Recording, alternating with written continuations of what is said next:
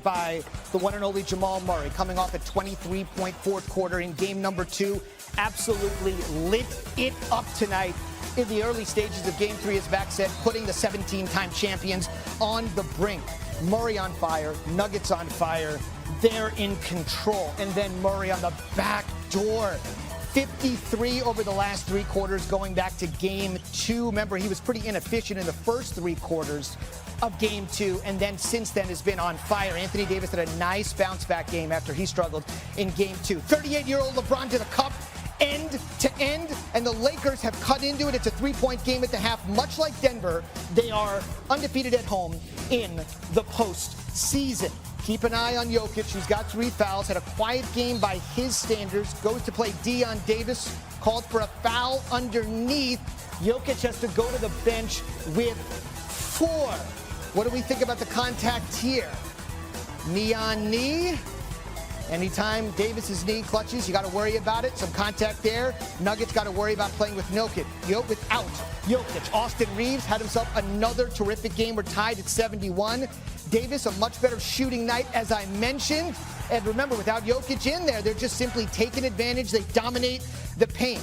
LeBron on the kickout for 3. Remember, he couldn't hit a 3-pointer coming into the game. He was 0 for 10 in this series. And then LeBron, who had actually missed his last 19 threes coming into tonight, connecting from downtown, trying to really save the Lakers season. Remember, no one's ever come back from 3-0 down. Jokic, oh my goodness!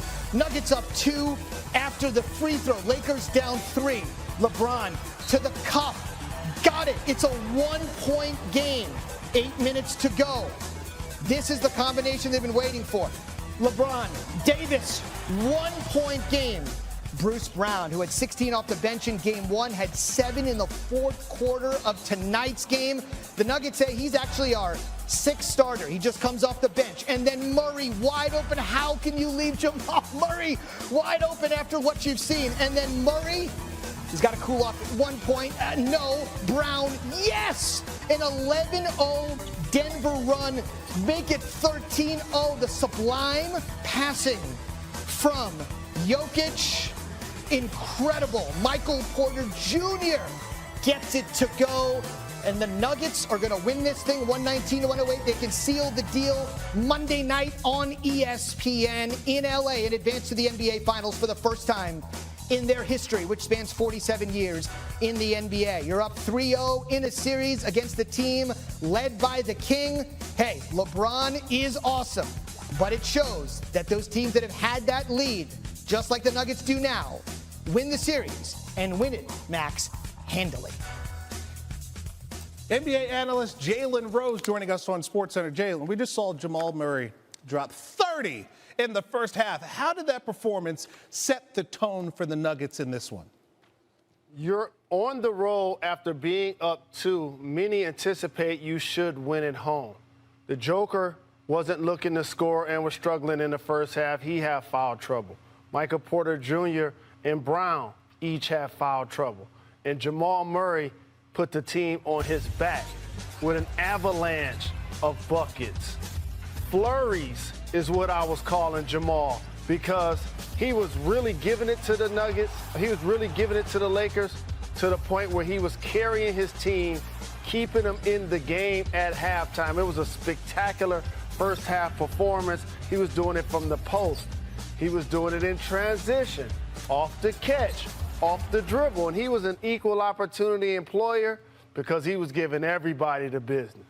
31, 37, 37. Those are the numbers that we're getting from Jamal Murray. Mind you, he has no All-Star appearances on his resume. Nikola Jokic scored just 5 points in the first half, but had a clutch fourth quarter for the Nuggets.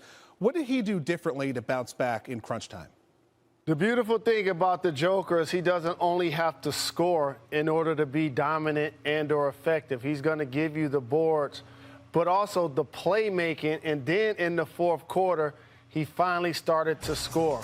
Whether it's Hachimura guarding him on the post, whether he got a chance to knock down and step back a couple of threes, a couple of and ones, got himself to the free throw line. He did what you expect your 2-time MVP to do. Work himself into the game, not force anything, stay within himself, and before you know it, the shot started to go in, but it didn't stop him from playmaking. He still was trying to get Michael Porter Jr. shots. Shout out to Kentavious Caldwell-Pope, who found moments to make plays not only in today's game, but has been terrific defensively. And how about Bruce Brown, who they consider their sixth starter? They're 9-0 in the postseason when he scores 12+. Total team victory. All of that, and the Nuggets' Nikola Jokic was in foul trouble, not his usual dominant self, and Jamal Murray had cooled off after a hot start. Their big early lead disappeared, but Denver, intent on their first ever trip to the NBA Finals, pulled it together as a team down the stretch, with Murray and Jokic tag teaming to put the Lakers in a seemingly insurmountable 3-0 hole. There's a reason this team finished number one in the West, and they want a whole lot more than that. Here's Tim McMahon on Game 3. Jamal Murray joked that a key to the Nuggets closing out the Lakers in Game 3 was Nikola Jokic using his best clear English while barking out orders early in the fourth quarter. It had been a pedestrian performance by the two-time MVP standards at that point, but Joker knew exactly how he wanted the Nuggets to attack the Lakers' defense down the stretch. Nikola, you can't keep him down for a whole game. And at the end of the game, him and Jamal rather playing two-man game. And I have to give credit where credit is due. That was Nikola's call. He said on the bench, let's go to this play, and we'll make the right reads. And we milked that down the stretch. So Coach Jokic did a great job tonight. What is Coach Jokic like? I don't know. I don't want to be a coach. And I think that's the worst job on the planet for sure. The fourth quarter added to the mountain of evidence that Jokic sits atop his current profession.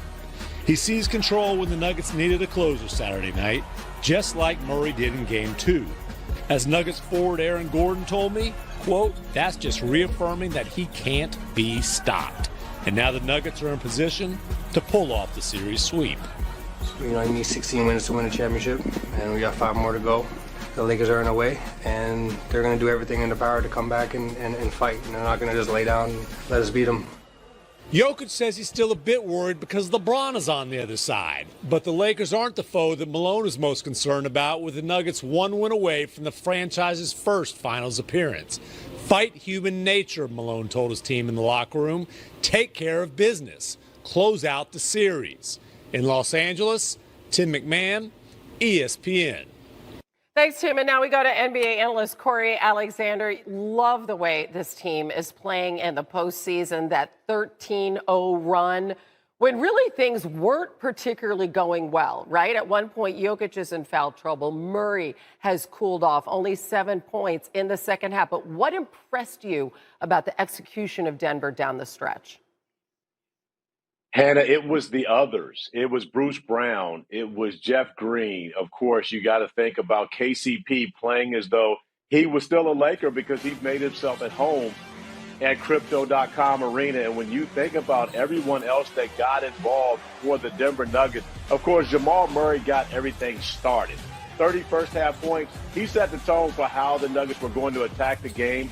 But when you look at what happened in that fourth quarter, after the Lakers had taken a 1-point lead, that 13-0 run, that was the difference in the game between these two teams. And it solidified that the Nuggets are the best team right now in the West. Certainly a better team than the Lakers, that's clear. And LeBron James, I'm going to quote him, he said they should feel disappointed and upset when they watch the film. So they blew an opportunity to come home, get back in this series. When we look ahead to Game 4 tomorrow night, how do they avoid being swept in front of their home fans?